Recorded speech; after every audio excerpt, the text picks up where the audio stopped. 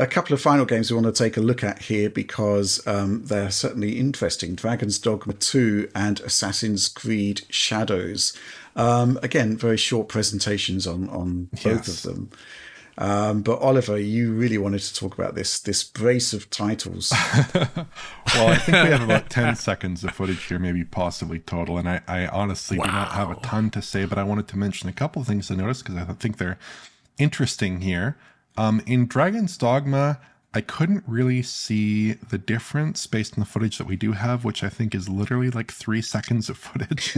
Again, it's very unfortunate that we don't have some deeper dives into some of these games. What are you talking about? It's 360 frames. Yeah. That's actually, what am I complaining about? Is it in 30 FPS mode? It'd be 180. Yeah, it's 30 frames with 3 seconds. But yeah, anyways. But anyways, so it does look like the game is running at 60 FPS instead of the unstable like 30 to 40-ish that the PS5 manages at maximum settings. It's possible the settings differ a bit here and it's using different settings, like not involving the RTGI. Unfortunately, the clip is such that I couldn't really tell, and it has that annoying black crush issue as well. So I have to like try to normalize the gamma, and then all of a sudden it's like, well, now I'm really in uncharted territory in terms of trying to evaluate this versus a PlayStation 5 output.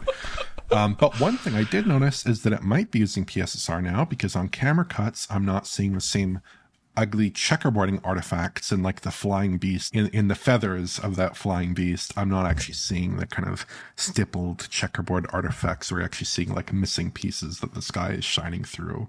I'm not seeing that. So maybe it is PSSR. Again, it's a very brief showing. For AC Shadows, I think this is interesting. We've also seen recently some footage from the game that may stem from PlayStation 5 that showed some interesting image quality characteristics. But here, on areas of very fast motion in the scene, I was pulling out 864p for the resolution. It is running at 60 FPS here.